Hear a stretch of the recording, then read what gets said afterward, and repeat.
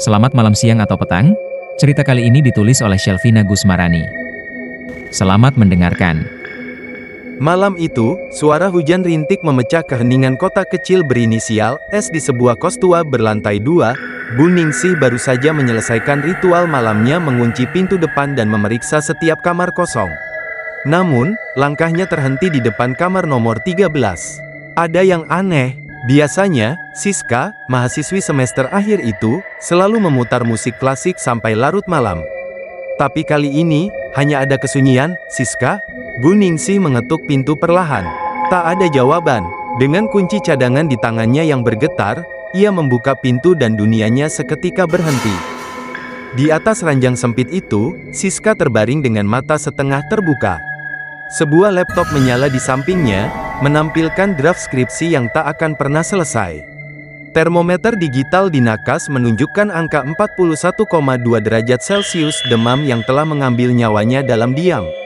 Bu Ningsih, yang telah kehilangan suaminya tahun lalu, paham betul rasa kehilangan. Tapi kali ini berbeda. Ia ingat bagaimana Siska selalu membantunya membereskan halaman, bagaimana gadis itu memanggilnya, "Mama Ning," dengan senyum hangatnya.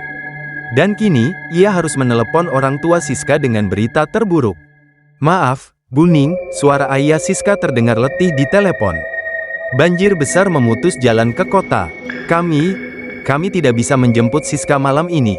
Di tengah kebingungannya, Bu Ningsih teringati aplikasi ojek online itu sedang maintenance system. Satu-satunya harapan adalah Pak Rahmat, tukang ojek langganan yang sering mangkal di warung kopi seberang. Pak Rahmat bukanlah orang biasa. Mantan paramedis yang beralih profesi setelah trauma menangani korban kecelakaan massal. Malam itu, ia duduk di warung kopi dengan secangkir kopi hitam dan sebungkus rokok ritual yang membantunya melupakan masa lalu. "Pak Rahmat," Bu Ningsih menghampiri dengan wajah pucat. "Saya butuh bantuan mengantar seseorang ke rumahnya. Kondisinya kritis." Pak Rahmat menatap Bu Ningsih tajam. Sebagai mantan paramedis, ia tahu ada yang tidak beres. Tapi sesuatu dalam suara Bu Ningsih membuatnya tidak tega menolak. Mereka mengangkat tubuh Siska yang terbungkus selimut tebal. Pak Rahmat merasakan dingin yang familiar, dingin yang sama seperti yang ia rasakan di unit gawat darurat dulu. Tapi ia memilih diam. Perjalanan malam itu seperti mimpi buruk yang panjang. Motor tuanya membelah kabut tebal, melewati jalan berliku yang diapit hutan pinus. Pak Rahmat bisa merasakan beban di belakangnya semakin berat seiring waktu, seolah ada yang menggelayut di pundaknya. Di kilometer ke-15, hujan turun deras. Pak Rahmat berhenti di sebuah pos ronda kosong untuk berteduh. Saat itulah ia mendengar suara lirih dari belakang, "Pak." Dingin. Jantung Pak Rahmat berhenti sejenak. Ia menoleh perlahan, dan melihat selimut yang terbuka sedikit memperlihatkan wajah pucat Siska. Dengan tangan gemetar, ia merapikan selimut itu. "Maaf, Nak, sebentar lagi sampai," bisiknya, lebih kepada diri sendiri.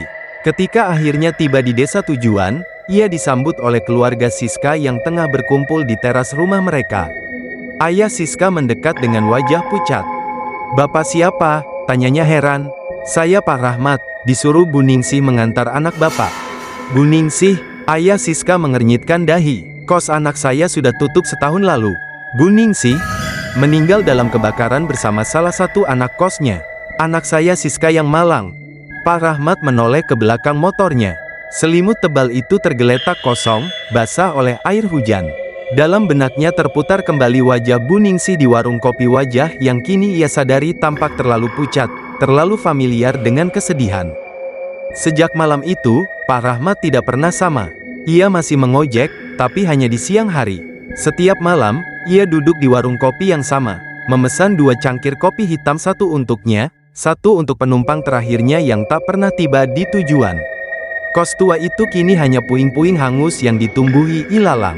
Tapi kadang, di malam-malam sunyi, orang-orang yang lewat masih bisa mendengar alunan musik klasik samar-samar, dan melihat sosok seorang wanita parubaya yang berdiri di jendela lantai 2, seolah masih setia menunggu anak-anak kosnya pulang.